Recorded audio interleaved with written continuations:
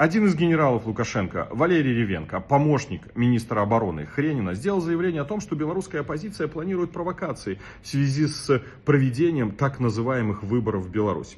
Я хотел бы отметить, что именно с этого момента, именно генерал Валерий Ревенко несет всю полноту ответственности за возможные провокации, которые будут организованы его министерством, а также спецслужбами Лукашенко в связи с попыткой Лукашенко переназначиться на узурпированную должность президента Республики Беларусь. Это старые песни о главном, генерал. Каждый раз, когда Лукашенко пытается переназначить себя на должность президента, вы говорите и поете эти песни как под копирку.